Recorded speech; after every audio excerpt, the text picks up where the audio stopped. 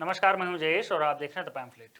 TMC की सांसद महुआ मोइत्रा अब महंगे तोहफों के बोझ तले दबती जा रही हैं। 26 अक्टूबर को लोकसभा की आचार समिति सवाल के बदले रिश्वत मामले में सुनवाई करने जा रही है और उससे पहले दर्शन हीरानंदानी एक तरह से सरकारी गवाह बन गए हैं।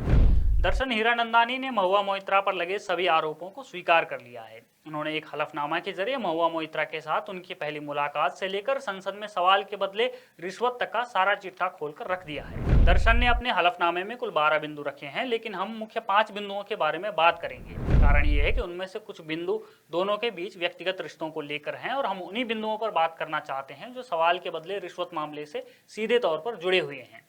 हीरानंदानी के एफिडेविट में पहला और सबसे महत्वपूर्ण बिंदु ये है कि महुआ मोइत्रा ने बिजनेसमैन अडानी को टारगेट बनाया। ऐसा करने के पीछे क्या उद्देश्य थे या क्या कारण थे? दर्शन हीरानंदानी के अनुसार इसके पीछे कारण था कि महुआ मोइत्रा बहुत जल्दी राष्ट्रीय स्तर पर नाम कमाना चाहती थी। हालांकि उनका पहला टारगेट प्रधानमंत्री नरेंद्र मोदी थे, लेकिन गवर्नेंस या पॉलिसी के आधार पर चूंकि उन्हें घेरना कठिन था, इसलिए महुआ मोइत्रा ने उन पर अपने हमले के लिए उद्योगपति गौतम अडानी के नाम का रूट लिया। कारण यह था कि प्रधानमंत्री नरेंद्र मोदी और अडानी दोनों गुजरात से आते हैं। अब आते हैं दूसरे बिंदु पर। दर्शन हीरानंदानी के अनुसार वे और महुआ मोइत्रा 2017 से घनिष्ठ मित्र थी, इसलिए महुआ मोइत्रा के जोर देने पर उन्होंने अडानी विरोध में सवाल भेजने शुरू किए। ऐसे सवाल जिन्हें महुआ मोइत्रा सांसद की अपनी कैपेसिटी में सीधा मंत्रालयों से पूछ सके। हीरानंदानी ने यह बात भी स्वीकार की है कि महुआ मोइत्रा ने उन्हें लोकसभा की साइट में लॉगिन करने के लिए अपना यूजर आईडी और पासवर्ड तक दे दिया था और कुछ सवाल हीरानंदानी ने सीधे खुद ही पूछे थे। दर्शन हीरानंदानी के पास लोकसभा के एक सदस्य का यूजर आईडी और पासवर्ड होना हैरान कर देने वाली बात है, क्योंकि एक संसद सदस्य के तौर पर हर सांसद संविधान के साथ पद और गोपनीयता की भी शपथ लेता है। महुआ की ओर से अडानी के विरोध में सवाल पूछना केवल संयोग की बात नहीं थी। इसके पीछे एक कारण ये भी था कि दर्शन हीरानंदानी का बिजनेस ग्रुप उन औद्योगिक क्षेत्रों में है जिनमें अडानी ग्रुप भी है। दर्शन हीरानंदानी ने अपने एफिडेविट में यह भी बताया है कि महुआ मोइत्रा को विभिन्न सोर्सेज से अनवेरिफाइड जानकारियां मिलती थीं और वो इन जानकारियों को उन तक पहुंचाती थी। इसके बाद हीरानंदानी उन जानकारियों के आधार पर सवाल बनाते और महुआ मोइत्रा के आईडी से विभिन्न मंत्रालयों से सवाल पूछते थे। तीसरा बिंदु है रिश्वत, यानी सवाल पूछने के एवज में दर्शन हीरानंदानी ने महुआ मोइत्रा को महंगे तोहफे और तमाम लग्जरी आइटम दिए। हीरानंदानी ने कबूल किया है कि महुआ के दिल्ली स्थित सरकारी आवास का रेनोवेशन हो या फिर उनकी यात्रा का खर्च, ये सारे खर्च वही उठाते थे।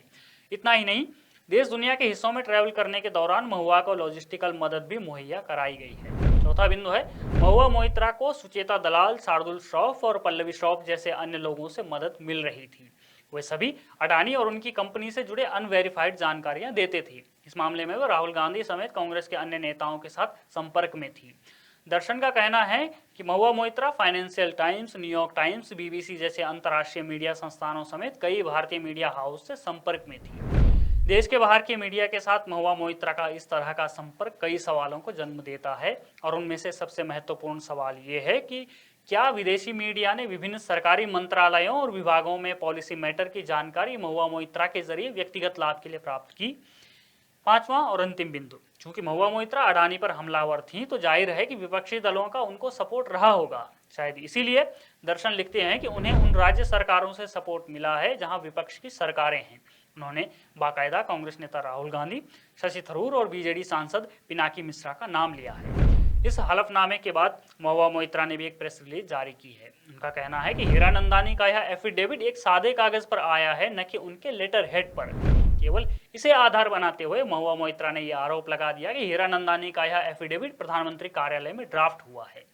अब मजे की बात यह है कि हीरानंदानी द्वारा सादे कागज पर एफिडेविट जारी करने की शिकायत सांसद महुआ मोइत्रा ने खुद सादे कागज पर दी है, न कि सांसद की अपने आधिकारिक लेटर हेड पर। उससे भी मजे की बात यह है कि महुआ मोइत्रा ने दर्शन हीरानंदानी के किसी आरोप को अभी तक झूठा नहीं बताया है, नहीं इस आरोप को कि उन्होंने संसद सदस्य का अपना यूजर आईडी और पासवर्ड दर्शन हीरानंदानी को दिया, और नहीं इस आरोप का कि उन्होंने सवाल पूछने के बदले हीरानंदानी से रिश्वत ली।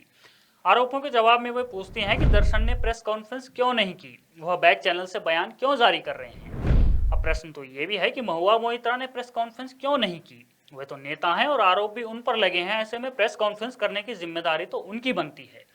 दर्शन हीरानंदानी ने अपने हिस्से की बात कही तो महुआ ने आरोप लगाया कि हीरानंदानी ने ऐसा इसलिए किया क्योंकि वे रियल एस्टेट व्यवसाय में हैं और अगर उन्होंने ऐसा नहीं किया होता तो उनके व्यवसाय को समस्याओं का सामना करना पड़ता क्योंकि उन्हें लाइसेंस आदि की आवश्यकता होती है। हीरानंदानी दशकों से रियल एस्टेट में है, ये बात हीरानंदानी समेत सभी को मालूम है और वे जानते थे कि उन्हें काम करने के लिए लाइसेंस की आवश्यकता होती है।